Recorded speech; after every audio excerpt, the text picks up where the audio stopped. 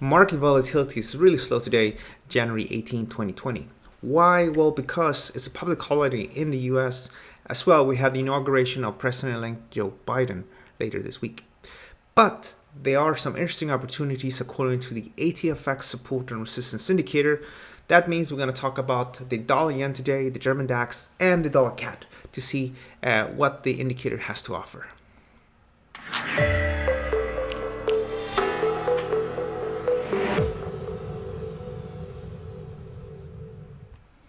All right, let's begin with the Canadian dollar.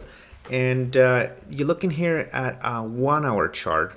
And you can see that overall, at least from November 27th, which is where we are looking at this chart, we are dealing with a downtrend. Now, this downtrend has actually been in place for a significant amount of time. Actually started here already in March of last year. And we've just been trading lower and lower and lower. Now, lately, we sort of stopped declining. And I do think that we might see some limited downside. If you look at things like the Euro USD, let me show you that chart. It's actually bearish here according to the indicator. It suggests that we should be selling with stops above 121.92. As well, if you look at the New Zealand dollar versus the USD, the indicator is suggesting that we should sell. We also talked about this in our updates last week. But here, we're still dealing with a bit of a range in the dollar CAD. And that means that from around these levels, I think it makes sense to be bearish, and the indicator agrees.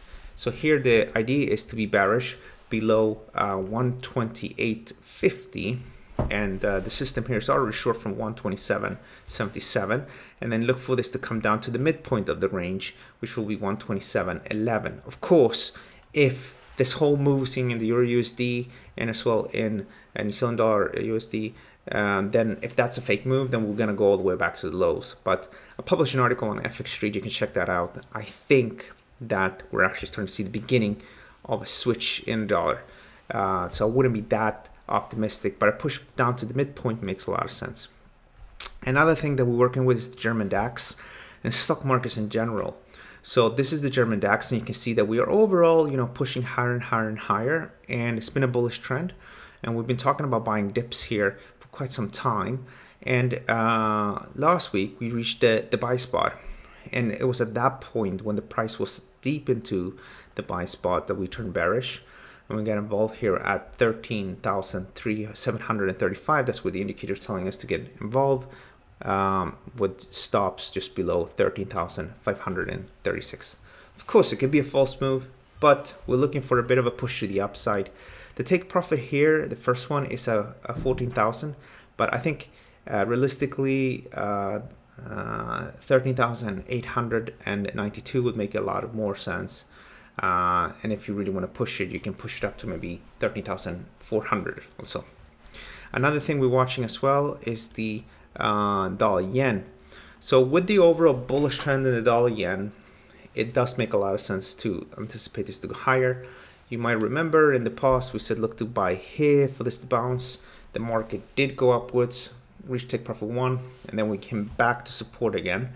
And the idea was to be bullish here, and here as well. We went slightly higher, so the position was up a bit there for a while, but now we're sort of back again, sort of at the buy spot. Now everything is a bit quiet, guys, so you need to give every position at least 2 to 3 days, which is very, very typical for this indicator, and just need to be patient. If we are, then hopefully we're gonna go in the right direction. And if it doesn't work out, just as well, don't forget to sometimes just be waiting things out. We don't always have to trade. There's not always a need to always be in a position, because remember, 2020 was a great year. At the beginning of the year, we just had some bit of an action. Actually, at the beginning of the year, we only had a bit of action in things like stock market indices, which were going up, right? So it's a very similar situation like now. And then we had that massive surge in volatility because of COVID-19.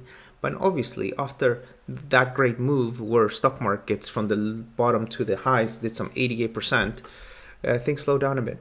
And that is what we're looking at here right now.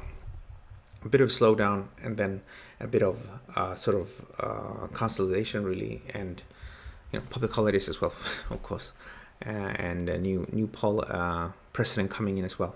So in other words, be a bit patient, see how things work out. And if you notice that things becomes a bit sluggish, your trend following system doesn't work, that can be an indication that we need to wait more until we start to see some decent trends again. Okay, thanks so much for watching. Don't forget to subscribe to the video, and I'll see you guys soon.